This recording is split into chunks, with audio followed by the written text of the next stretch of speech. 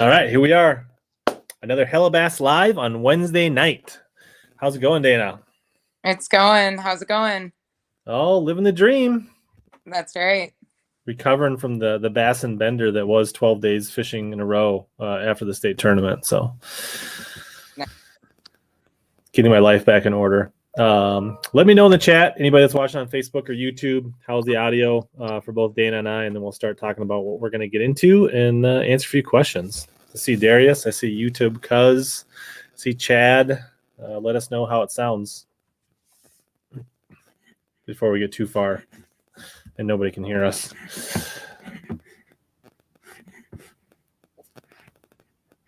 All right. Chad says we sound good. Chad's the authority. All right.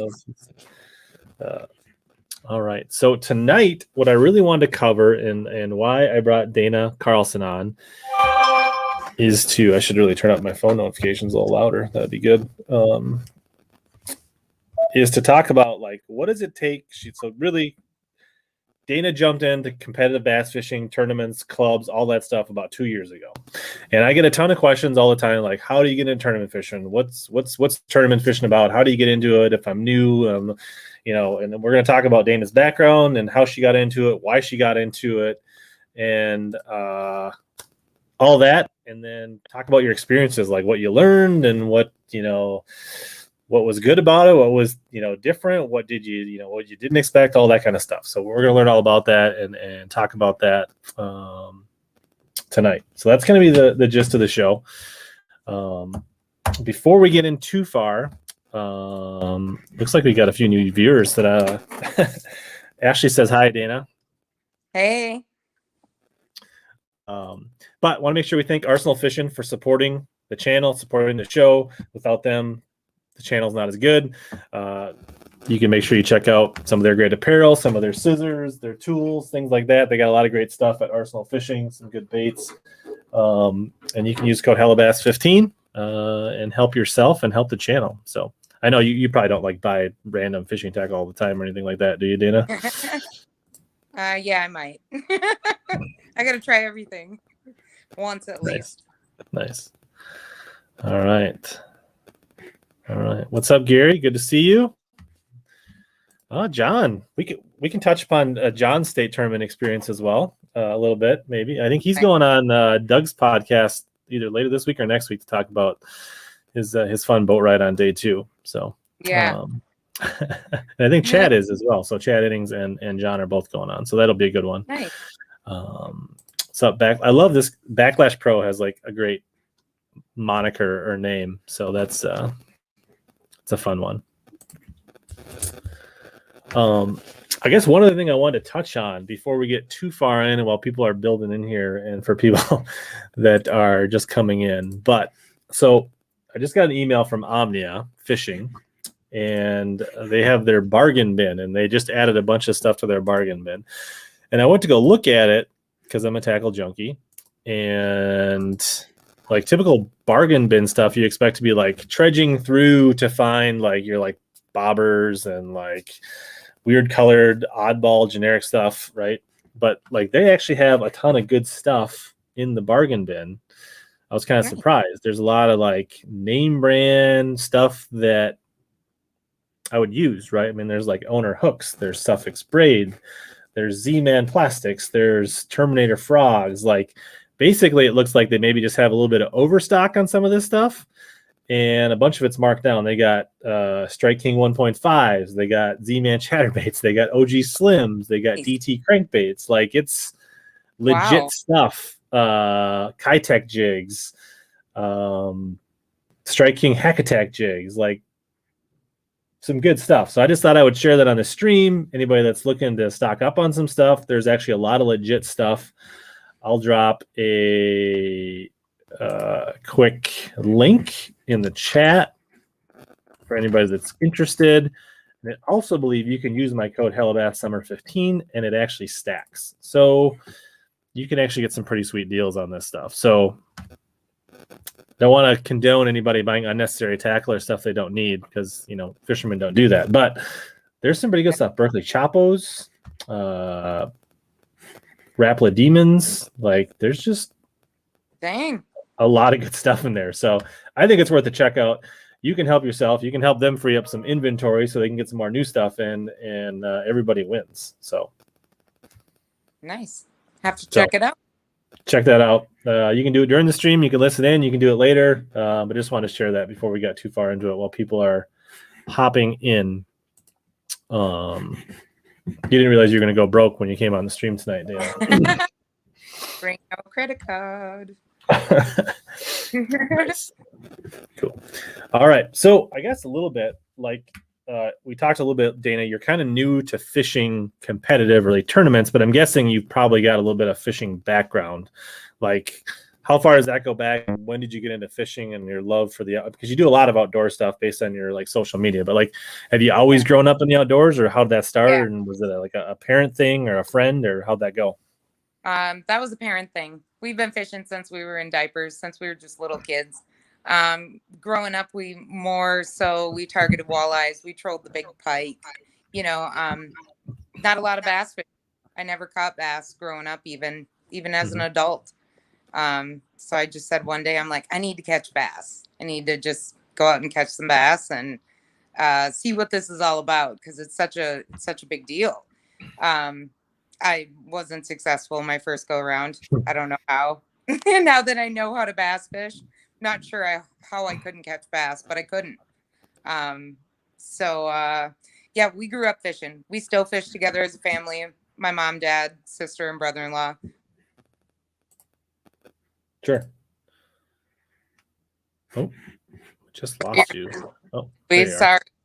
Somebody was calling. Sorry. All right. Yeah, we still take a big trip with my parents and my sister and my brother-in-law and stuff. So we're all pretty big into fishing. Awesome. That's cool. So, and you, I guess the name like Carlson, like that's the most Minnesota name ever. So are you originally from Minnesota? Did you grow up here? Yep. I grew up in Ogilvie, Minnesota. So okay. I don't know if you know where that is. I feel like that's like northwest. 20 minutes north of Cambridge. Yeah. Okay. Sure. Something like that. Just south of Mora. So I've always been in Minnesota. Carlson is my maiden name. Or my married name. My maiden name is Feldy. So. Not quite as Minnesota, but we'll let it slide. No, not really. Nice. So just for people that are kind of rolling in fresh, we're kind of a little bit different approach tonight. Instead of having like like somebody that's like won a big tournament or done anything like that, we're talking about like how to get in and experiences of getting into bass fishing and like tournament fishing. So that's what we're kind of just jumping into, a little bit perspective, because I know there's a lot of people that watch this that are super interested in bass fishing, that we get a lot of questions about like how to tournament fish, how do you go about it, like that kind of stuff. So that's kind of the path we're going. So what, like you said, you kind of got into bass fishing later as you got a little older. What got you interested in joining a club and tournament fishing? So originally it started with Shark. Shark Sure. was the one that he was coming up to Mille Lacs to go fishing. He had messaged me. He's like, let's go hit Mille Lacs. I'm like, all right, sure. Like, never really been truly bass fishing. I'm like, I'll go with you. This was about 2.5 years ago. Mm-hmm. So we went up there. It was cold. It was like end of October, November. We went out on the south end. It was pretty chilly, pretty ruthless, but we went up on the east side and it was just a wreck. It was like 3-4 footers. It was terrible. We were the only boat in the whole entire lake, but we went out bass fishing. I was almost puking over the edge. I get motion sickness. Even as much as I fish, I do. So I wear a patch for it so I don't get sick. But so we went out bass fishing and, caught a bunch of bass. Finally, about the 6th, 7th spot, I'm like, dude, I'm throwing in the towel. I'm done. So we got back to shore and he just said, you'd be a great bass fisherman. Man, you're pretty tough. So I'm like, all right, well, what do we got to do? And he's like, well, I'm in a bass club. We'll talk to everybody. We'll see how it goes. It was terrible. And we're the only boat in the whole entire. Or you recording? No, that was my fault. Keep going. I'm like, I'm hearing myself talk. Oh no. So he talked to the bass club. They're like, yeah, that'd be great. Let's bring her on. So that's originally how I got into it. I knew Shark. Shark was kind of my in to Loon State. And then, yeah, this was about winter time. They said, yep, let's bring her in. So I hadn't, I had another 3 to 5 months before the season started. So I had a bunch of time to just kind of cram in as much fishing as I could, wherever I could. And that's really what I did. Just fished whenever I could, every chance I could. And that's how it started. All right. YouTube Cuz wants to know what patch brand. Maybe he's suffering. You got a recommendation on what kind of patch for motion sickness? I wear scopolamine patches. They are good for 3 days. So generally, like when I get to the tournaments and stuff, I'll throw it on the night or the day that I get there, and then I'm good the whole entire time. The thing about them is, if you do get motion sickness, you have to put it on at least a half hour, an hour before you go. If you go and you forget and you start to get motion sickness, you can't counteract it. So it's one of those things. Scopolamine, that's what it's called, and that's my go-to all the time when I fish. Nice. Yeah. What's up, Dale? Thanks for joining in. Hey, Dale. So you joined Loon State. Represent. Yeah. Thanks, Dale. How did you so did you know Shark before he randomly reached out on the internet as a stranger, or how did you get to know him? We knew each other through Instagram. Okay. Had we hung out and been buddies? No, but we were social media, social, whatever you want to call it, I guess. And I just always told him, hey, if you come up to Mille Lacs, give me a call. Let's go fishing. Sure. That's just what it was. Shark's pretty good with the smallies, so I'm sure that was a good trip. Hey, and I'll touch base on that too, even in the conversation. Like that's his thing. If you know Shark, that guy can get the smallmouth like nobody's business. Yeah. What's up, Jay? Good to see you. So basically, it was a referral from a friend. You kind of were into fishing. They kind of put the bug in your ear, and you said, "Sure, I'm going to give it a whirl." Yep. So that was 2020 bass fishing club season with the Loon State. So what was your mindset going into the season, joining a club with, I don't know how big is it, a dozen people, 20 people in Loon State, something like that, probably. Right. Did you go to a bunch of winter meetings and get to know people? Like, what was the kind of the process leading up to, probably May when you had your first tournament? So, if we go back to when Shark offered, this spot, to come fish with them, at this point in time, I own no bassing rods. I own nothing. I have nothing. I don't know anything about bass fishing. I didn't even know where to really start, to be honest. I had no clue. So Shark, we got everything I needed. He hooked it up, and got me my rods, got me, this is a good start. This is where you should start. I started with 5 rods and a tackle box of shit I didn't know how to throw, and I didn't know what I was doing. And that's literally how I began bass fishing. Like, I was clueless, but I'm a pretty confident person, so I had no problem just putting myself out there and going and doing it.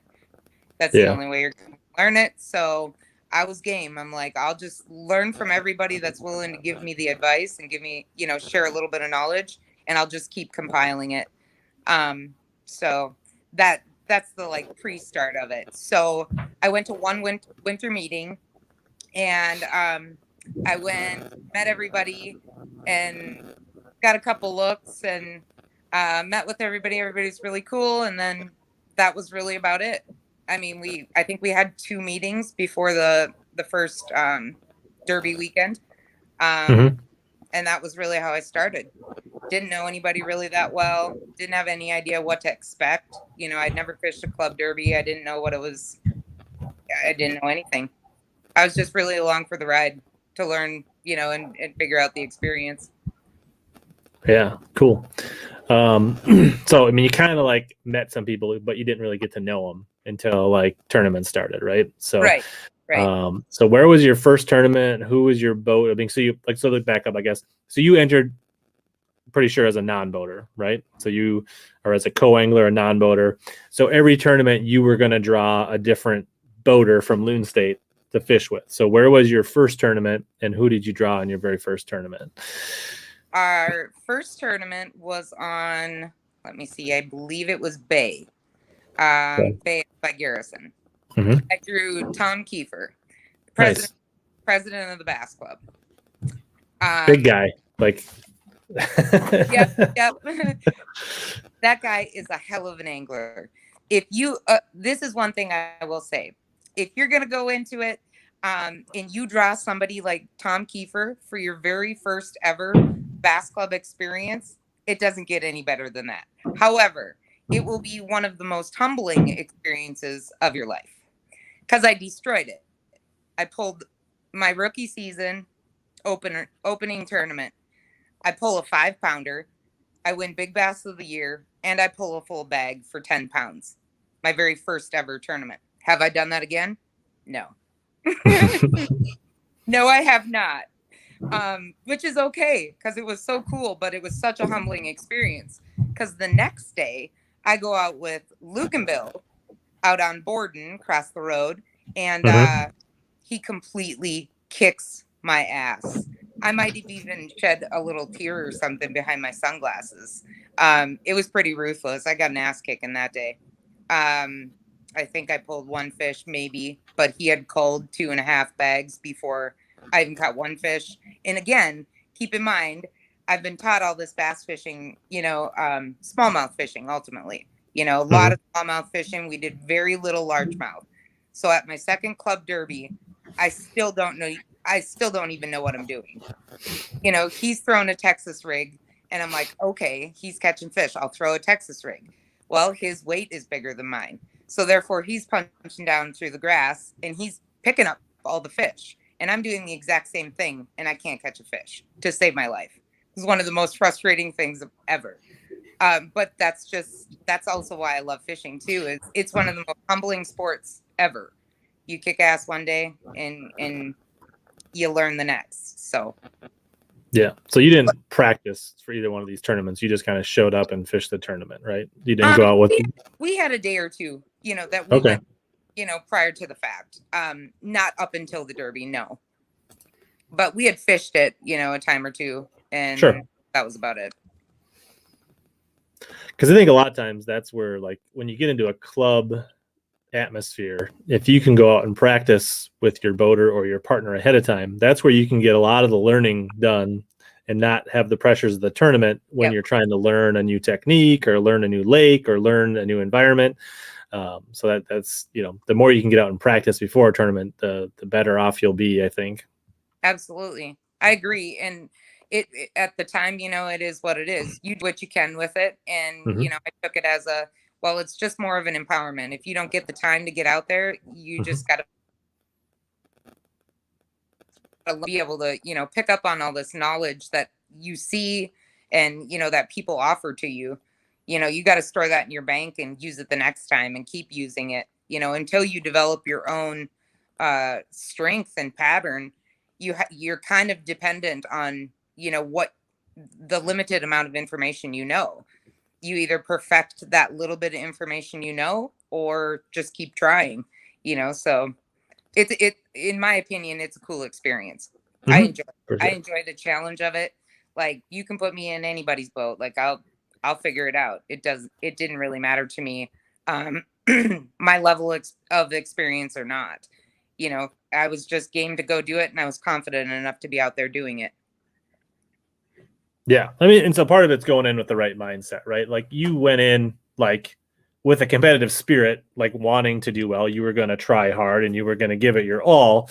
But I think you also went in with a realistic, like, you were there to learn as well and take it all in, and it was an experience. So, right. So, I mean, like, your competitive side, right, Yeah, wanted to do well and you tried hard and you like gave it all the effort, but you also knew that, like, hey, sometimes I'm going to catch them, sometimes I'm not, sometimes it's going to be a learning yeah, experience, sometimes, right? So sometimes things will line up and it's going to go my way, and sometimes not, right? So I think it's just yeah. having that perspective. So Absolutely, absolutely. And knowing that this is fishing, any day can be your day.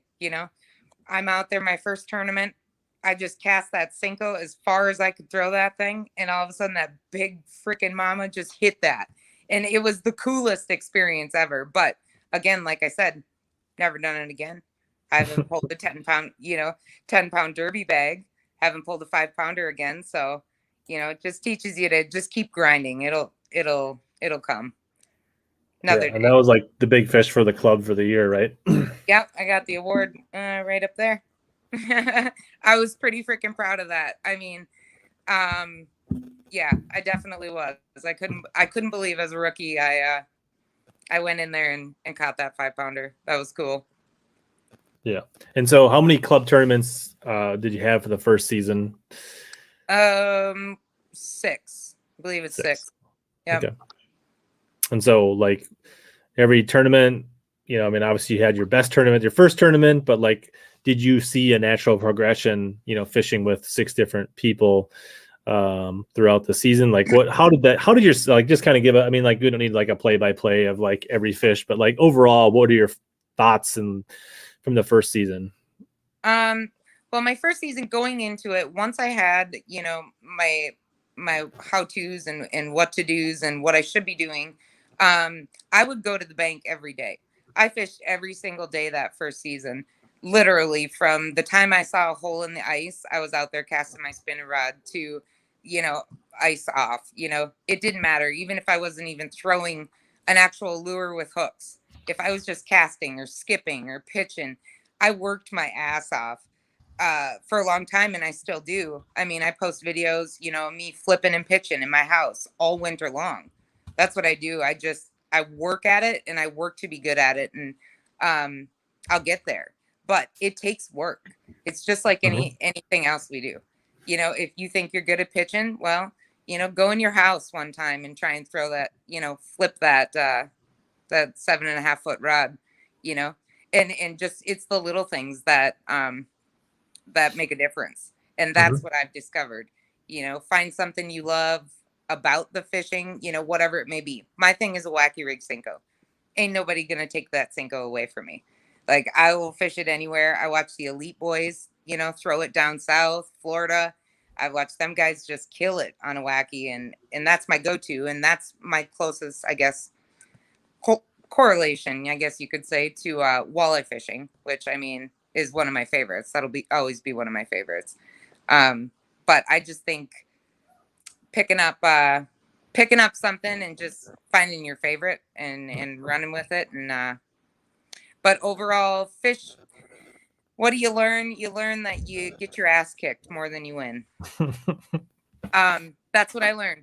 But the amount of knowledge in being in the back of somebody's boat, for the 8 hours of that tournament or that practice, or just a Sunday that you have nothing going on, that is some of the most valuable lessons you can learn. Like you said, you can't ever take advantage of people willing to teach you. And I'm always the person, I'm always open-minded. I get in anybody's boat and I'll learn from anyone. I don't care. But at the end of the day, I still have my, in the back of my head, like, this is what I do. People tell me what I should throw. I'm like, nah, I understand. I get it. But I've kind of developed in the last 2.5 years, kind of my own path. And I'm confident enough to stay on that and kind of take that on my own. When 2 years ago, I wasn't. I wouldn't have done that. Right. Like, every time they said do something, you were like, okay, I'm gonna try it. Right. Like, Yep. Yeah. And I figured out what I loved. I figured out what I hated. I've kind of, broken it down just as in, like, okay, why do all the guys do why is everybody fishing it like this? And, I look at situations like that, crankbaits and, all these different things. And I kind of analyze it for myself and put it into my own kind of bank and build off of that stuff and just keep building, but ultimately I could tie two lures on 2 rods, and I'd throw those same 2 all day long. So, I mean, out of the hundreds of baits, different lures, different things you can throw, I got my favorite. I know, I've got it down pretty good as to what is my go-to for bass fishing, I guess you could say.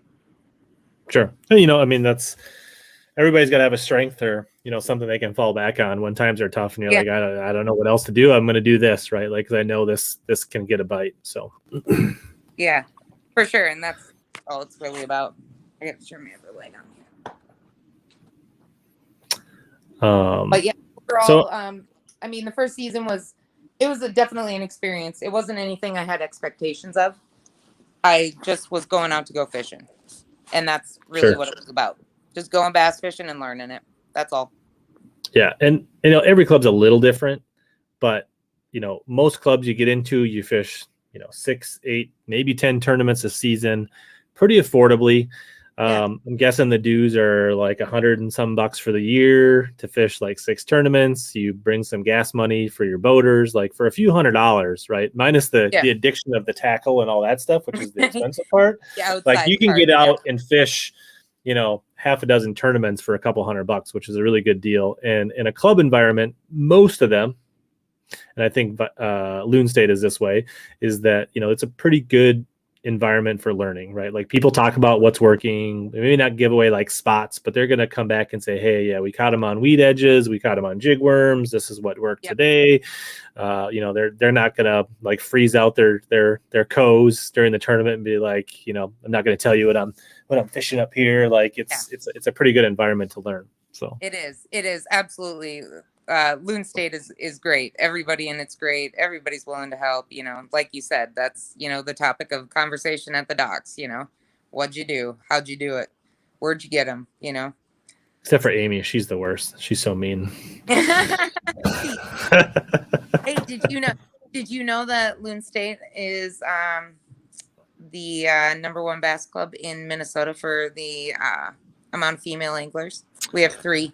3. So it's you, Amy, and Paula. Paula's still okay. Yeah.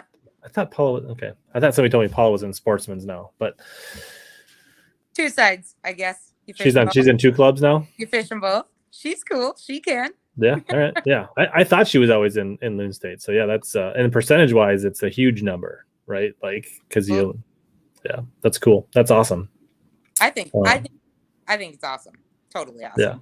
And all of you guys are pretty serious, like, like not just there to hang out, like you're there to fish. Like, you see some clubs, sometimes there's a female there that's just like, I don't know, she's there because her husband or boyfriend is there and she's like, I don't know, but you guys are there to fish. Like it's evident, like I see them, at the club tournaments, I see the pictures on Facebook, like you guys all catch them and like hold your own. So that's cool. Yeah.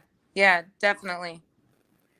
My punishment to myself, the whole first season for getting my ass kicked was loading everybody's boat. So, as a co, we only have, 2 or 3 co's, in the club. Everybody else is a boater. So every day I'd go out there and I'd come in with no fish or 1 fish. And I knew they kicked my ass. So I'd go get everybody's keys and I'd load everybody's boat for them. That was kind of my own self, like, tisk. Do better so you don't need to. So when Dana shows up and asks you for your keys, you don't have to ask her how her day went. You already know.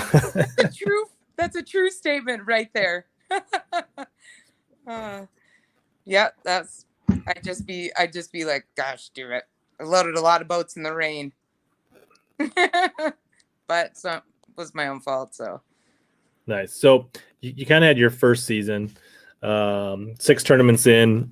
Is there anything you learned or anything that you like changed or different approached your second season after having a year under your belt? No, I just kept working to perfect, my strengths. I'd work my weaknesses as well. I'd work things that I wasn't that confident in, I'd keep working everything. But I always focus on my strengths and I'd pick one weakness, that I wanted to start picking apart and kind of feeling out and being able to maybe use as a strength. But I don't really know. I just yeah, I don't know. So I mean, but once you started fishing in the club, like a couple things, right? So you started fishing from shore a lot, right? Like you'd go out by yourself. Yeah.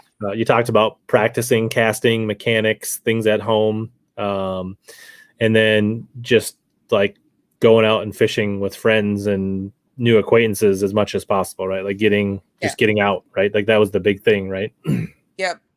It literally became a priority. If I didn't have my kids, I wasn't fishing a tournament. That's what I was doing. I was fishing. because I wanted to be able to compete. I didn't want, it to be a situation where, oh, well, this girl just fishing, now I fish every day, and I've fished some pretty awesome boats, and I fished against some pretty awesome people, and all that work and all that time that I put into it, it earns you the respect. When I got to fish Shark's boat this year in the club tournament for my second year. I didn't get to fish at all with him the first year, so I think it was like 9 tournaments had went by, and I had never been paired up with Shark. We went down to Mississippi for our club derby before the TOC, and I got paired up with Shark. And even he said from the front of the boat, he's like, damn, I could hang. I had no problem, none whatsoever, versus, 2 years ago when he started teaching me, and I didn't know nothing about flipping a jig. And, now I'm flipping it 2 feet from where he just threw that, and he's just kind of looking at me, and he's like, you've improved, but it shows. People will, they will recognize it, and they'll see it over time. They'll see you improve. If that's really what you want to do, and you really are trying to work hard, people will recognize it. Yeah, cool. So you feel like you're more comfortable with largemouth now after almost 2 seasons of chasing them? Yep, I got them. I know. Yep, I've done a lot of research. I do a lot of research. I look at a lot of lakes. Google Maps is one of my favorite things, and that's the thing about being a co-angler is I don't have control over where that boat's going, which is fine with me. But I've been in a lot of situations where my pro doesn't have the bite down either. And my research as a co-angler, can really contribute to that. And that's one thing that I've discovered as well, is even if you're not out pre-fishing it, you're not out in the boat with your pro for the day or the weekend or whatever, do your research and do your work. Looking at Google Maps is priceless. You can learn a lot about a lake structure. You can learn a lot about, everything about a lake, just doing the work. Even if it's computer work, even if it's nerdy work, you got to do it. Nice. Yeah, that's cool. Hey, Chris, Mark, thanks for joining. Do you do anything else? I mean, do you watch like videos about lakes you're going to? Do you watch videos about like rigs and techniques or knots, or is there anything else you're doing besides? I mean, what other kind of stuff have you dove into as kind of like a fresh tournament angler? So over the last, I'd say probably the last year, I do some knot videos, but for the most part, I've got that knot tying down pretty well. So I don't really focus too much on that, but I'm always watching the elites. I'm always, I'm watching the elites on TV. I'm watching their videos they post. I watch you. I mean, I watch you talk about bass fishing. So, I mean, any learning experience or opportunity you have to grow from it, I take advantage of that, not in a negative way, in a positive way. And I learn something from it, and, take a little bit of that knowledge and put it in my bank and store it for later. So I'm always doing stuff, whether it's out on the water, on the phone, on the computer. Fishing is more than, if you're in that competitive nature, it's a little bit more than just, going out there and casting a line. Yeah. What's up, Bridal Trap Fishing? Yeah, I mean, fishing is like just bass fishing, even just like without going multi-species. It's literally an endless journey. Like there's always something you can learn, get better at. It never ends. Like you'll never master it, I don't think. So that's why it's so great is, when you think you know it, somebody shows you a new way to rig this worm. When you think you know it, somebody teaches you something else, and it's like, it's endless. Yeah. So is Loon State looking for more members, boaters, co-anglers? Is it room for more people to join a club like Loon State, or? I'm sure. I guess I haven't personally asked that question, but we're always welcoming new people. I think we're up to like 15 or 16 of us now. But absolutely, get a hold of somebody. You can message Amy or Tom or, the Loon State Facebook page, anything. If you're inquiring or want to join, let them know. Let me know. I'll let them know. Yeah. So we'll just give you a little bit of, so if you're in Minnesota and you're looking to get into a club, you can go to the minnesotabassnation.org. And then if you go into membership, you can go to membership info. And so they have a new member contact form that you can fill out, or you can go to the chapter finder and you can kind of look by geography. Right. And I think if you go up here somewhere, like this is probably Loon State up here, if I'm guessing. Yeah, Cambridge. This link clearly doesn't work, so maybe don't do that. All right, so this is broken. Don't do this. Go back to the other one. Oh, here's maybe it's an org chart. So North region, Loon State. So I think you can click on these, so you can see what region you're in. You can click on these clubs, and that's not working. So we'll let them know that's not working. But there is a Minnesota Nation Facebook page.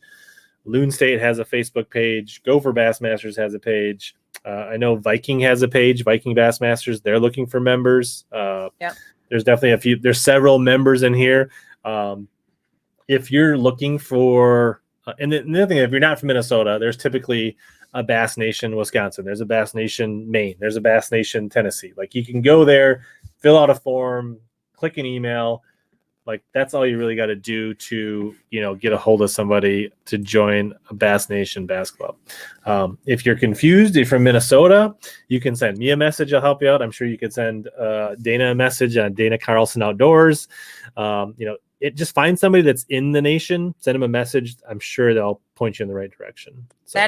That is great information. I'm so glad you shared that because I get a lot of questions about it too. One of my best friends is asking, how do you join a bass club? Like, how do I talk to somebody? How do I know who to get a hold of? So that's great information you just shared there. Yeah. So like here, Jay says Mobass, Missouri, right? So, that's awesome. Yeah, for sure. David, I can definitely help you guys out. Awesome. That's lots, and the more the merrier.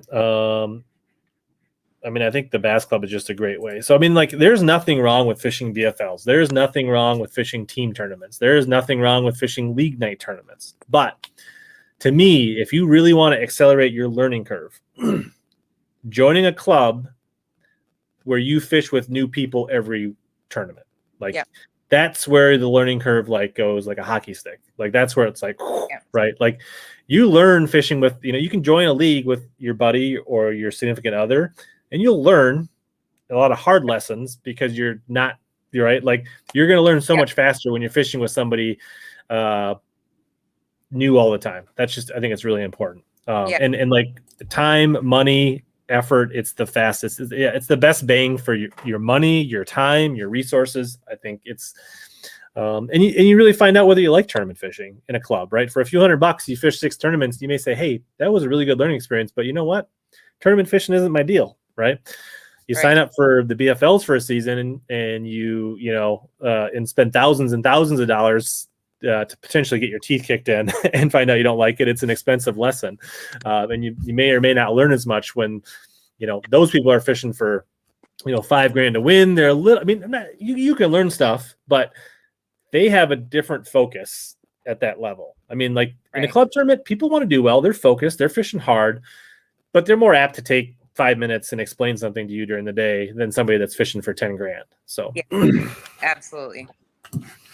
And I think, so that and then if you like tournament fishing, it can be a little bit of a gateway drug. It can be the marijuana of tournament fishing.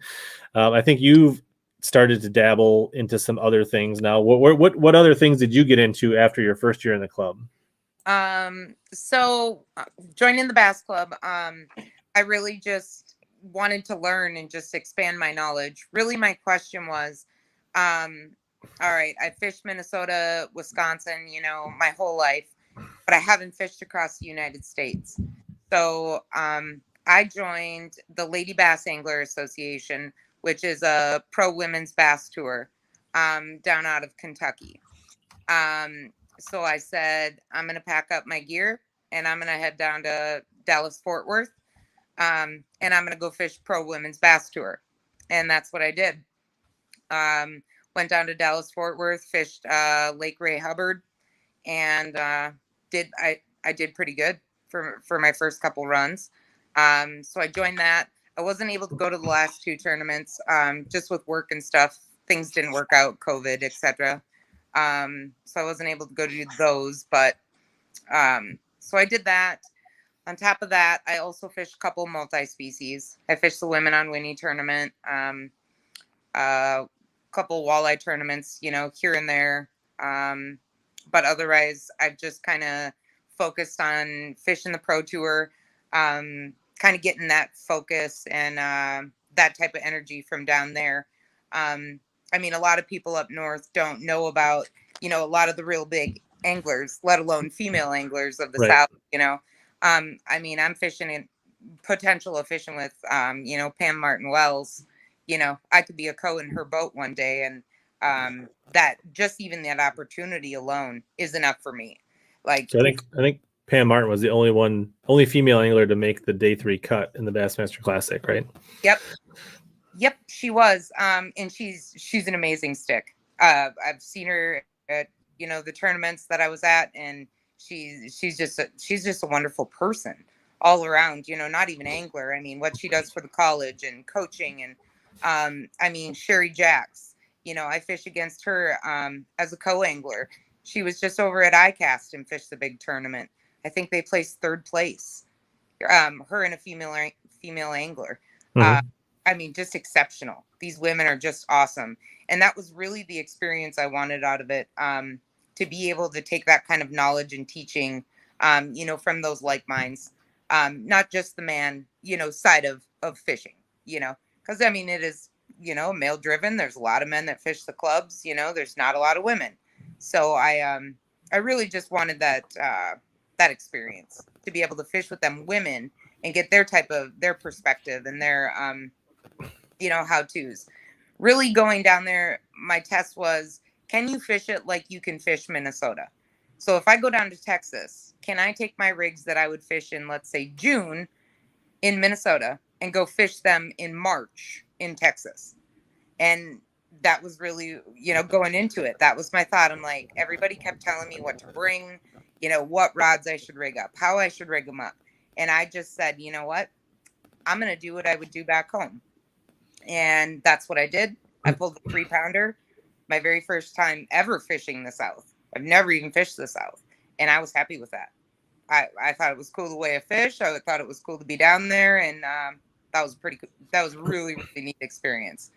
Yeah, I mean, awesome. There's not enough money in the world to, pay for that kind of knowledge and those ladies I get to fish with. I mean, I think, what is it? Harvey Horn, I believe he fished one of the elites. His sister Pam was my pre-fishing partner for that tournament. She's a good friend of mine. I mean, an exceptional angler. This lady is just killer. And those types of things are priceless, to get those experiences and be able to do that. But other than that, I haven't gotten into too much. For the up and coming season, I'm gonna maybe have a couple sponsors, not anything crazy big name. We're not going too crazy. But I might see if I can make all that kind of happen and keep just moving forward with it. Yeah. So you're hoping to get a little support so you can fish more of the LB, the Lady Bass Angler Association tournaments, and travel a little more and do more of those.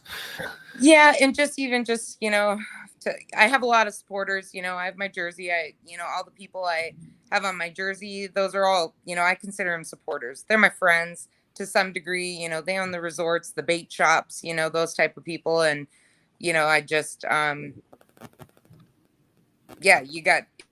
it costs money to travel. That's a real thing, but again, help you out and support that and do that, which is one of the coolest parts about the fishing industry is somebody's always willing to help you, whether it's throw you a bait, mail you something in the mail. The fishing industry is pretty cool and pretty supportive. Yeah, for sure. So the other thing, so obviously the Lady Bass Anglers is a great opportunity for female anglers to travel and fish. But the Bass Nation, the club, right, Loon State, any of these clubs also has a great opportunity to move on and travel. So this year you qualified, got to fish the Minnesota TOC, the Bass Nation Tournament of Champions out of Wabasha. So that's like step one, right? You can fish your course. Step two, club. You make the TOC. If you finish in the top 10, you can go to divisionals. You can go to nationals. You can travel places. And the nice thing about the Bass Nation, if you make it past the TOC, the Bass Nation pretty much fits the bill in Minnesota. Very little expense out of your own pocket to go to regionals and nationals once you make it that far. Right. So, like, what was your experience? The TOC. So you fished 2 years in the club, but this is the first year you fished the state tournament. What are your thoughts? It was amazing. It was so cool. I was just thrilled to be there, for one. And two, everybody was so amazing. You think like going into it, it's intimidating. Like, I'm fishing with all these guys. I'm, in this element that I've, again, no idea about, because again, I'm new. I'm just learning it. I'm just kind of feeling it out. I got down there. Luckily, you have your club members. Luke and Bill and I, had lunch and, had a beer, went to the meeting, checked in, so that's, I think, one of the greatest parts about it is you do have a support system of other people there that, you're not solely going by yourself. It's not a group full of strangers, like, hell, I shook your hand. Doesn't mean I know you, but I knew you, like that's how you meet people and, network and socialize and just get out. And, it was a great time. It was well ran, everybody was really cool. All my pros were awesome. I had a great time. I don't have any qualms about it. Even being DQ'd, I still had a great time. Did you guys get locked out, or why didn't you make it back? Or was it just he just misjudged the time, or? I don't really have an excuse for it. I really honestly don't. Well, you weren't the boater, but I mean, like. Well, I know, but I was there. I was flight 2. So you both just kind of spaced on the time? Yeah, I have no idea what we were thinking, because we talked about it for the last 3 hours of the tournament. We were well aware of the fact. Because we conversated about it. And I was flight 2 on Thursday, and I was flight 3 on Friday. I don't know. When he looked at us and he's like, "You're 17 minutes late." And you thought you were 13 minutes early? You thought it was 4:30? So another humbling experience. But I got all of it in one weekend. I've never been disqualified from a tournament. I got to fish state tournament. Yeah, I mean, you just lost your day 1 or your day 2 weight. Right. So and ultimately, your day 2 weight was disqualified. You weren't disqualified for cheating or anything like that. Yeah. Right. But ultimately, neither of us were at the top. Like, there was nothing to be upset about. I still brought my fish up there. I still carried that bag up there and weighed them. I knew I was disqualified. That wasn't the point. We messed up. Am I going to do it again? Probably not. It was a good lesson learned. Next year's like, I will be setting an alarm in my phone. That's right. And I will know what's going on. Another thing that you see a lot of people do is, like, they'll write their check-in time on their hand with a permanent marker or something like that. So basically what happens is, for every minute you're late past your check-in time, it's a pound penalty up to 10 minutes. And then after 10 minutes, depending on the tournament, 10 or 15 minutes, you lose your entire catch. So, God. And I just looked at Sean and I was like, well, shit. That's an. You're just having such a good time fishing. This time flies. I mean, we even saw you down there at one point. I think it was right before we left, and we're just like, doo. We, That's. Yeah, except for I was a 4:30 check-in, so I was on time. So. Yeah, I know you were. So yeah, I mean, it was a great experience. You fished with my Uncle Marty day 1. He's a great guy. Obviously, Sean was a good time fishing until you were late. You caught fish both days. You got to weigh them in both days. You weren't necessarily in the mix as far as making the top 10, but you crossed the stage. You got the great experience. You kind of got to see what it was all about. So that's cool. It was. But yeah, It was great. And it's, it's cool to watch even the people at the top. Like if you ain't in the top, whatever. But it's cool to watch all them guys. It's cool to see somebody pulling 22, almost 22 pounds on the river. Like when I saw that, I couldn't even believe it. That kind of stuff is cool to see too. So I'm always rooting for whoever's on top too. Even if I'm at the bottom, I don't care. I'll get there. One day I'll Jeff be up Weedo there, so. weighing in 21 pounds the first day was nutty. I never would have guessed. Maybe 19 pounds, but 21, I didn't think anybody would even come close to that. Nobody did. I talked to Chris down at Everett's Resort, and he's like 21 pounds. That's unheard of on the river. Yeah, maybe in the spring, but this time of year, crazy. Yep, I couldn't believe it, but that was cool to see too. And the whole experience was great. You meet so many awesome people, and I think that's part of it too. Is again, the fishing industry is just filled with awesome people. You can't really go wrong with it. Even the strangers you don't know, everybody's just cool. Yeah, cool. So is there anything, did you ever run in, obviously as a female angler, has there ever been an instance where it's been weird or like? I'm pretty bold and I'm pretty outspoken. I always make light, getting in somebody's boat. I always got a joke. I always got something to kind of lighten the mood because I know that's people's first thought. I know people think, oh, this girl, oh God. So I just try and make it light because I know it's, I know guys just kind of look at me and are like, oh, geez. It's like, nah, really, I'm actually pretty fun. You're going to have a blast. And then we come in and everybody's like, you are fun as hell. I'm like, yeah, I know. But no, I don't let it get to that point. And I'm the kind of person that I'll speak up for myself. I have I'm not afraid. I'm not scared. I'm not nothing. I have yet to be like fishing a tournament and been blocked, out of fishing. I'm kind of waiting for that day to come. Regardless whether you're old or young or female or male or blue or green or whatever, like you're going to run into a boater that's going to not give you much to fish. And that's just something that can happen, but that's typically at the bass club level. That's not a thing. Right. As you move up and get further along, it can be, but comes with the territory. But usually the more that's at stake, the more likely it will happen. So. Yep. No, and I could see that. And I totally get it too. That's the thing is, as fishing as a like there's a level of understanding you need to have as well. You're trying to catch fish. Yeah, you're trying to, fill the live well, but at the end of the day, you're in that person's boat, so you got to learn to adjust and adjust a lot and adjust often because you never know what you're going to get. Yeah. You just don't. Any, I guess, in general advice for somebody that's becoming a joining a club, first tournament, like getting into it, like what are your general advice? Like either like getting ready, mindset, or like when you're actually in the boat, what are some things you would say you've learned and that you would share with people? Yeah.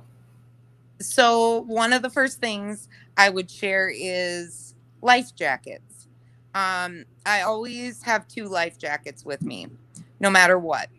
I have a pull cord life jacket and I have a regular snap life jacket. Depending on the conditions of the water, I wear accordingly. If it's a rough day, couple footers, you're going to be rocking for the day, I don't wear my ripcord life jacket. I wear my just snap jacket. Mm-hmm. Really, it's for safety. Ultimately, you're hauling across the lake. You hit, a stump, a wave wrong, anything, and you fly out of that boat. You don't necessarily have the time to rip your cord, or hope the water activates it, right? Absolutely, and save yourself from it. So, one of the biggest things I've learned is wear your life jacket based on the conditions of the water.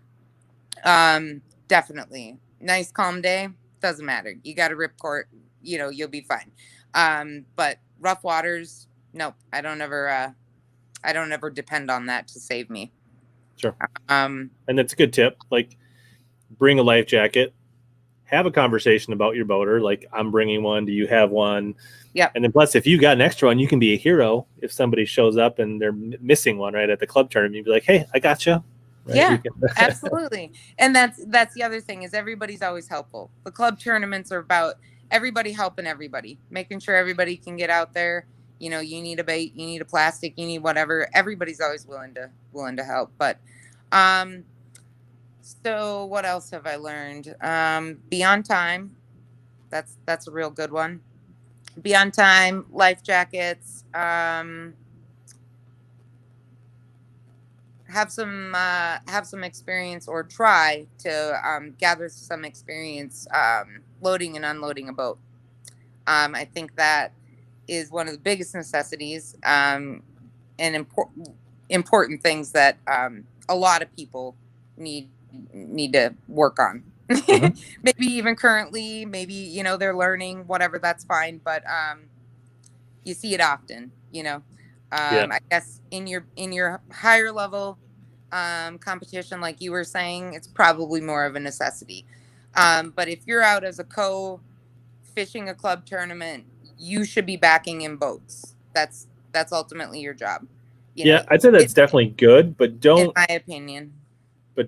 But be honest with yourself. If you're not ready, don't fake it. Like, be honest with them. Be like, hey, I'm not comfortable. You know, like I'd love to like practice afterwards, but I'm not comfortable doing it at like 5 o'clock in the dark, or something like that. Or can you get it lined up and then I'll back it straight up, or like, you know, and or go out fun fishing and work on it. But like, be honest. Like, it's awesome if my non-boater can back me in, but I'd rather know that they're not comfortable than pretend and then clip a dock with my fender or something like that. So, not good. Don't hit any docks. That's boaters don't like that, apparently. I wouldn't know personally, but I'm gonna assume they don't. So Chris says share snacks. That's a good one. Yes. Bring extra snacks. If you fish with me, you know that I will always have snacks.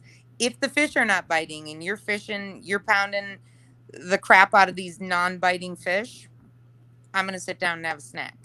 I'll share my snacks with you.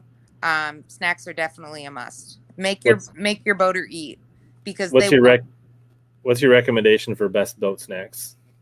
Beef jerky, cashews, some wasabi and soy almonds, some type of sandwich, breakfast burrito, something you can just eat and go. Quick and easy. Yeah. Yep. Cool. But yeah, just have fun. Yeah. Ask questions. Like, I think you'd be surprised what people are willing to share if you're willing to ask. Absolutely. Like why are we try to tone it and be like, hey, you know, what are we fishing here? Like, what's, that type of stuff. Yeah. What tells you that this is what we should be doing? Like, but ask it in a way that's not like, doesn't sound like you're like, why the hell are we here? Like, try to ask it in a way that's like, I'm trying to understand why we're doing this. Like, we're out in the middle of the lake and I don't know why we're fishing here, because I didn't practice this, but I don't know if this is a hump or a weed line or a rock pile. So like, ask those things and they'll usually share.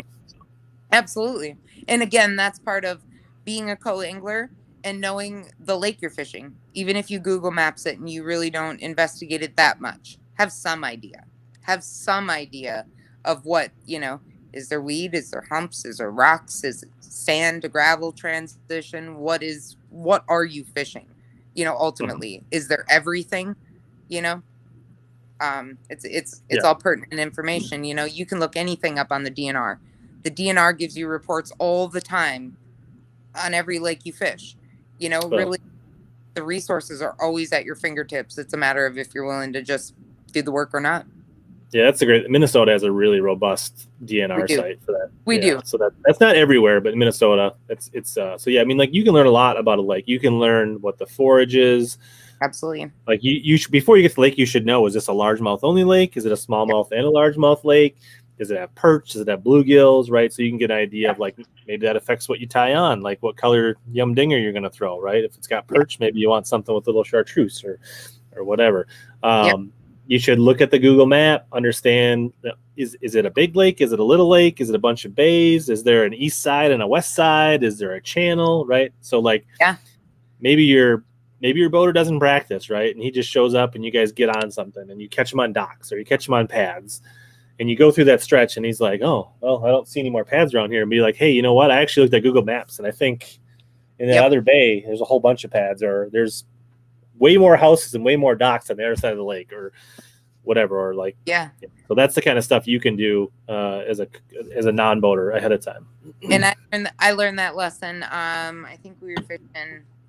Oh, was it what lake attaches up to Skogman? Is that Fanny? I don't know that chain up there. Yeah. I think we were on Fanny Lake over on the way to North Branch there, and there's this little channel that takes you back to this other completely separate lake they call Skogman or something like that, I believe. And one of our boaters knew about it, and everybody kept saying, man, we haven't seen him all day. Like, where the heck could he be? Where'd he go? Well, he took the channel, went into the other lake. He's the only boat out there fishing all by himself, you know. Nobody knew you could take the channel. Nobody knew it was deep enough, you know, at that time. So if at that time I knew what I knew now, I would have definitely Google Maps that, and I would have been able to see that, you know, and could have utilized that. So I've learned that personally. I've been in that scenario before. Nice. So much appreciated, Rattle Trap Fishing. That's awesome. Yeah, if you guys are enjoying the content, if you're getting value out of tonight, maybe hit the thumbs up. That'd be awesome. Chad's got a question here. Have you been involved in any of the high school or youth programs? He's definitely noticed a lot of increase in female participation of the younger audience. Are you involved in that, or have you done any of that? Or I have not. I'm actually hopefully at the end of next month buying my first boat. Okay. So I will get into the high school. That's been a plan of mine. Definitely. Be a boat captain, and that'd be cool. Yep. I love to take them girls fishing. I mean, that's, you know, even the boys, I don't care, but to take a team of girls out there, you know, fishing, that's pretty cool. Yeah, I actually have a video that is yet to come out that's been kind of backlogged. I have some family friends of ours, and his oldest daughter, Audrey, has gotten into high school fishing at Lakeville. So nice. I've taken them out a few times on local lakes and shown them the drop shot rig and the jig worm and you know, given them a few spots on some of these lakes. They have tournaments, and then she qualified for a national tournament down the Mississippi River down by Quad Cities, which was like pool 13 and 14. So I was like, well, I don't have time to drive down to pool 13 and 14 with you. But about a month before the state tournament, I took them down to Wabasha and showed them how this river fishes, you know, the same Mississippi River, you know, but 10 pools up, and really tried to show them, you know, hey, this is what riprap is, and this is what a current break is, and this is what eelgrass is, and this is what, you know, frog fishing and swim jigs, and went through a lot of that stuff. And they actually, you know, they should have had a limit the first day, 2 girls fishing, high school team.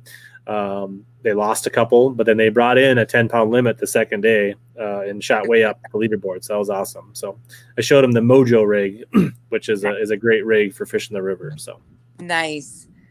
That's so cool. I love to hear that. My kids fish. I have a 4-year-old, and 9-year-old, and a gonna be 16-year-old, and they love fishing. We take them out fishing quite a bit. My 16-year-old should be getting into a high school fishing club. Yeah, something. I'll be there one day. So now that's obvious. I mean, he or she should be the right age. I'm sure Princeton or whatever high school up there has a high school fishing team, I would bet. So yeah. No, I've thought a lot about coaching and just getting them kids out. And... Yeah, but even if you're not coaching, there should be programs. I know, like Becker has a big team. Yep. And a lot of those teams, like if your school doesn't, they will take, like, they're, you know, it's not like you're not locked in like you are for like football or softball, or like you can. So yeah, like you can. You know, there are ways to get into that. Yeah, absolutely. It's neat. That's what I say. These kids should be fishing. If that's what they love to do, that's what they like to do. Get them out and do it. You know, if it takes you and, you know, 5 of your buddies to go get those kids out fishing, that's cool. You know? So, like, just so people know, like, typically you need to be 16 to join an adult. Every club's a little different, but to fish the Bass Nation, you need to be 16. Yeah. But there are junior programs and high school programs starting at like, I don't know, 9 or 10. 9 or 10. And like most local schools, if not in your area, very close to you, like if you reach out to the Bass Nation, they should be able to point you in the right direction. And when you get to that age of like 16, you can fish the high school and you can fish the adult clubs if you want, if you're so inclined. Like if you're that motivated and you're that into fishing, there's definitely opportunities to fish as like a co-angler in an adult club and fish in a team in a high school type thing. So. Yep. I mean, Loon State, we have 2, Tommy and Brennan, they're under 18 years old. They've been fishing with the club as long as I have, so the last 2 years. Yeah. What's they're up, good ball fishing? 17-year-olds, 16, 17-year-olds, and they're good fishermen. Yeah, I qualified for several state tournaments when I was 16, but I didn't go to any of them because that was during football, high school football in the fall. So not until I went to college did I actually start fishing the state tournament. So my first state tournament ever was as like a 17, 18-year-old was out of Winona, Mississippi River. And that was in 1997. That was my first state tournament. Nice. Did you fish in college?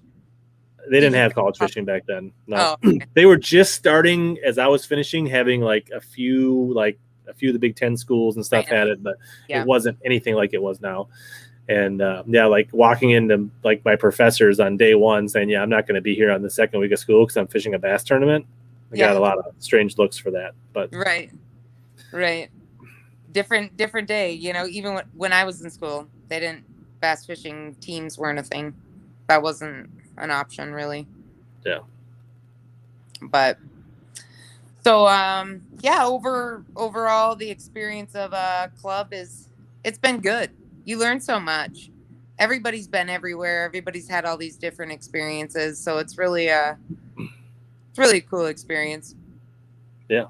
Definitely. So if anybody like has any questions for myself or Dana, whether it's about like your experiences, my experiences, like I started in the club when I was like 14. Like they didn't have junior fishing back then. They had casting for kids, which I did a little bit, but like I basically started fishing in an adult club as an unofficial member when I was like 14. And that's how I got started in fishing. My dad was in Gopher Bassmasters. I got into the club. By the time I was like 19, I was the president of Gopher. Jeez. I think I was like, at the time, the nation director told me I was the youngest president ever of a Bass Nation that he knew about. But yeah, I fished in that club for years and years and years, and then formed a new club with the club I'm in now, Twin City. But yeah, I mean, I've been fishing the Bass Nation since, like 25 years now, almost. So, wow. Yeah, Martin talked a lot about you when we were out fishing tournament. Yeah. Oh, he had good things to say. He even gave me some wacky hook tips. He says, no, Rich and I would tell you. I said, the really? Nico. The BMC really? Nico hook. Yep. You need them straight. You need them straight hooks, he says. Yeah. I'll tell you this for free. That's what Rich would tell you. A circle hook or a mosquito hook? No. That's a good way to lose fish, in my opinion. What did you say? The mosquito or circle style wacky hooks? Yeah. Good way to lose fish. No go. You want that O'Shaughnessy Nico style hook, that straight shank. Yep. So the circle or the round hooks, they tend to catch the fish in the mouth and just skin hook, and then when you're really pulling on them, they pop out. Then it rips. Yep. Been there before. That's it. Wacky or drop shot. I follow those same principles. Yep. Would make sense. Yeah. Nice. Bono fished his first tournament in 1995. Wow, that's awesome.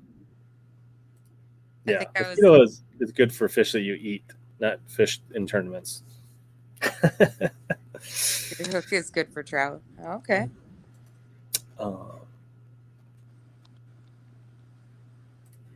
But yeah, I may yet this year I may fish the BFL. Sure. In October. Yeah. Kind of get that experience under my belt, and gonna be the link. We'll see how it goes. Yeah, Ryan, that's a good question. interview a bunch of different clubs. Every club has their own kind of philosophy on. I definitely do believe there are clubs that pretty much stick to the metro, and there are other clubs that like to get out a little further. So you're just going to have to reach out to a handful of them. I know like Viking is West Metro. There's a few others. You just have to kind of reach out to them and ask them what they fish. Some of them like to get out and travel because they like, some of them are like, hey, we're going to do 8 tournaments. 6 of them are going to be in the metro. And then one weekend we're going to go out and fish one set of, because honestly, it is nice to be able to not spend a ton of money traveling for a club tournament, but it is nice to go out and like when you leave town and not everybody is driving back and forth to the lake and you spend the night at some cabins or a hotel, that's when you get to know your teammates and your club members, right? Like you get away from home, you have a few soda pops or cocktails or whatever. So it is nice to travel a little bit, but I do get it. Like you don't, if you want to keep the expenses down, it's nice not to have to travel, 4 hours for every club tournament as well. So just talk to the clubs, go to their winter meetings and find out what their typical schedules are. Yeah. I think we travel for one weekend and that's the whole club. Everybody travels. Like you said, we stay in a cabin, a little bit further away from home. But other than the TOC, we're home every night. A majority of us are. Shark drives a little ways, so obviously, he usually stays somewhere in, with Jim or somebody like that. But the rest of us, we all go home for the most part, sleep in our own bed, get up in the morning and go. So, yeah, I'm not sure, JP. I'm guessing it's some kind of small straight shank hook. I could be wrong. I'm guessing he's going to tell you it's a Fusion 19, whether it is or not. But I'm not sure. Any tips for fishing in Minnesota late October or November? Yeah. So there's 2 things that typically really happen. There's typically a deeper bite where the fish are on the last remaining green weeds, which is a good bite. And then there's typically a really good window of like beginning of October, depending on how fast it gets cold, but basically October 1st until it gets down into the upper 40s. There's usually a really strong shallow bite on hardcover, whether that's docks, woods, trees, pad stems, cattails, fish a jig, fish a chatterbait. Those are the 2 like really strong patterns for largemouth. Anyways, what's up? Good to see you. Yeah, get to know the club. Go to their winter meetings. You'll get a pretty good idea. Like, does this club vibe with me? I mean, every club's a little different. Right. Like, the Prior Lake hook setters, they like to have a good time. They're kind of they're a bunch of good anglers, but they like to party a little bit, right? And then you've got other clubs that are maybe a little more established and they're a little more, reserved. And there's some that travel a lot, and some that don't travel as much. There's some that are super casual learning. There's others that are a little more aggressive, where a lot of the guys fish money tournaments. Lunker Squad is a little more on the serious side. They actually treat their club schedule like a money tournament, where there's entry fees for each tournament. So there's, really a little bit of everything. You just got to reach out to a bunch of them and figure out what's right for you. There you go, Ryan. Viking out of Maple Grove. So that's West Metro. They try to stay within, an hour or so of the house. So, you can, that should be right up your alley. And Chad's a good dude. And I know several guys in Viking that are, they're a good group of guys. They're a very established club. They've been around a long time. So, yeah. Nice. I was 2 in 1980, Gary, believe it or not. I wasn't even born. That's awesome. But and that's the cool thing about fishing. I think, it's like there's such a wide range where you can be effective and competitive in fishing, like, when you get into pro sports, like, you're 20 to like 32, like that's like your window, right? But like you see guys like win Rookie of the Year on the Bassmaster Elite Series at 44, right? Or something like that. Right. Or they're still winning their tournaments into their 60s. And I truly believe that. I think there's no reason that women can't compete at the highest level. To me, it's just a numbers game. Mm-hmm. There hasn't been the volume of participation for enough cream to the rise to the top for the women to really like make it work. But you know, from an athletic, physical, mental standpoint, there is no reason that a woman shouldn't be able to compete at a super high level on the circuit. There isn't. And I've had many of these conversations with a lot of people. Because I get asked, aren't you scared to go fish? Aren't you nervous to go fish with all them guys? No, I ain't nervous. There's nothing to be nervous about. You're just going fishing at the end of the day. I mean, yeah. But no, it's just, I think, in my opinion, and I've met a lot of people, I've seen a lot of things. It's a confidence thing. It honestly is, because I hear a lot about, well, a lot of the moms, 30 to 40, 45, they have kids. They're at home taking care of their kids. That's why they're not tournament competing. That's why they're not out, fishing 4 or 5 day tournaments, pre-fishing and tournaments, etc. And I just think it's a priority. Mm-hmm. That's all it is. That's the thing. There's just not been a significant number of female anglers that have dedicated their lives to hardcore fishing. Like it's like less than 1% compared, like it's 99.9 to 0.1%, or whatever. I mean, it's maybe not quite that, but it's pretty close to that. Right. So it's a numbers game really is what, right. And that's why I'm like, you know what? I'll go out and do it. I'll go out and compete. One day I'll be up there. I mean, it may not be this year or next year. Maybe it's 5 years. Maybe it's more. Maybe it is next year. I don't know. But the fish don't care who you are. Yeah. I mean, Melinda Mize won a BFL regional last year and won a brand new Phoenix boat. So she is a rock star. She is one of my my down south awesome ladies. She's good shit. I was super proud to see her win that boat. She deserved it. But, she's an example. She has pretty much been immersed in the fishing industry from a very young age. Her dad was a professional angler. And dad, yep. She's had relationships. Most of her relationships have been with semi-serious anglers or tournament anglers. Outside of a few years where she was a mom, right? She's been like, and once her kids got to a certain age, she's kind of gotten right back into it. So, yep. And still, there's just not a lot of females that have spent that much time as she has, to be honest. I know. And you know what? I go to her. I ask her things. I ask her for advice. I ask her opinion. I absolutely do. I talk to her, not every day, but when the time is needed, I reach out to her. Mm-hmm. She's a smart chick. She knows her stuff for sure. And it's an honor to know those people and for them to share their information and advice with you, And I don't know if guys look at it the same way. Maybe they don't. I do though, Sure. I have appreciation for that. I see a lot of people, in the industry. Yeah, again, it's, less than 1% is women. But I just take that kind of stuff and store it in my little knowledge bank and appreciate the hell out of it. Yeah, I mean it's just like anything else, right? Like we appreciate seeing Seth win AOI as a fellow Minnesotan, right? Just like you appreciate seeing another female angler excel, or anytime you have some kind of common bond or some kind of like connection, you're going to kind of root for those people. So that's just natural. So yeah, absolutely is. But yeah. So challenges, other than, or things that I've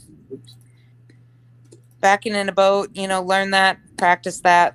If it is something you want to do, mm-hmm. Even if, you go to a parking lot with, a friend, whatever, knowledge is always power. That's my opinion. Yeah. So if you guys want to follow along on Dana's new journey, I mean, a relatively young journey, she's got a Facebook page. I think her Instagram is similar, Dana Carlson Outdoors. So if you guys are interested in following along and learning with her, that's an option on her social. So there's there you go. Little plug me. If you guys want to follow along. That's me. That was a cool day. That little, if you scroll back down, Rich, to the little girl, that's my youngest daughter right there. She's on the on a page, cover page, nice. Down in Texas. Cool. North State, Texas, fishing group with that fish right there. That's pretty cool. She's only 4. Yeah, awesome. You're on the right path. I thought that was And pretty there's- cool. Just had to Although, throw it out there. if you're offended by walleyes and things like that, you might see some of that on her social media. So I am not the girl that says, "Oh, all those stupid walleye fish or all them bass." I'm not that girl. I love them all. You can talk crap about the walleyes all you want. It doesn't hurt my feelings. They can talk crap about the bass. Doesn't hurt my feelings. I don't care. I love them all. they taste delicious. They just don't fight very well. Yeah, just pull up that log there, and we'll. You know? When you're in Mille Lacs, it takes about 3 turns of the handle to realize you've hooked a walleye instead of a smallmouth. You're like, no, it's not. Yeah, No, he's not fighting. he's not fighting. It's like a wet paper bag. So. But they're beautiful. You just what it is. But I get why everybody loves the bass fishing. I really do. Yeah. And you don't get it until you do it and, kind of immerse yourself in it. YouTube Cuz says, have you ever done any saltwater fishing? I have not. Nope. My cousin does live down in Florida. He's been trying to get me down there the last couple years to go do some saltwater fishing with him, and catch some, like, I don't know. He makes fun of our Minnesota fish. He says we use those as bait. He's like, that's not even fish. I just never really had too much of a desire. I mean, sure. I'm just kind of a Midwest girl. Like, I just like fishing my fish. I don't need to catch a fish that'll eat me. Yeah, I've done a little bit of offshore fishing where they're like trolling around and that kind of stuff, and that right. I don't really find that interesting. I think if I got to do some like snook or redfish inshore, which is kind of like bass fishing, I think I would get into that, but I haven't done that. So yeah, no. I got a couple friends that snook fish. I follow a couple redfish tournament fishermen too, and it does look like a blast. That would be fun. Snook especially be a lot of fun. Because, yeah, like you said, you fish them like bass, the further you can, skip that lure in there, the bigger the fish you find. So is what I've heard, at least. Nice. Yeah. Cool. All right. Well, I think hopefully people have learned and like we've broken down some barriers on like getting into clubs, getting into fishing, getting into tournaments is not that hard. If Danny can do it, you can do it. Absolutely. If you need a pep talk, just hit me up. Do you get free pep talks? Yes, and it'll involve swear words. So if you're a little bit sensitive, don't hit me up. But if you need a motivation or a pep talk, hit me up. I'll give it to you. There you go. Facebook or Instagram, get your pep talks. If you guys came in late, rewind to the beginning because there was some really good deals from Omnia Fishing that I shared. So you're going to want to rewind and look at that. There should be a pinned link in the chat if you missed that. If you guys came late, you can catch the replay on Facebook or YouTube. Also, you can search HellaBass on your favorite podcast app. Looks like Austin's ready to sign up for a pep talk, so maybe you can give him one. Awesome. What do you need to know? He's probably bored catching smallmouth out in South Dakota, and he's tuned in. I don't think Dana has a YouTube page. I think it's just Facebook. Remember the pep talk. Felix, where is he? Austin Felix. Well, he's lives in Eden Prairie. He's an Elite Series pro. Yeah. Yeah, he's from Eden Prairie. I know where he's from. I was saying, where is he? I think. Well, he was recently out at Oahe. I don't know where he is now. Oh, okay. Gotcha. Go get him in Minnesota. But yeah, so you can search HellaBass in your favorite podcast app, catch the replays. I've got some pretty good tournament videos out. If you want to see some sketchy river running in my recent video on YouTube, that's probably worth a watch. So if your boaters didn't take you on any like really crazy rides on the river, you can see what you missed. You can watch my last video from practice. So I saw your Karen video. I feel like you would have been less cordial to her than I was. No, I don't. No, you don't interact. I would have never been as nice as you. Yeah, that's what I was saying. You be trolling away faster because I won't shut up. Yeah, I'd be like, get her away from like before she like jumps in.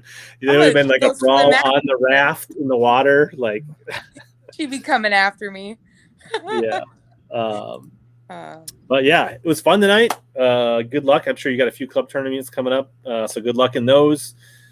And as always, here to help you guys catch more big bass and suck less. All right. Thanks, Rich.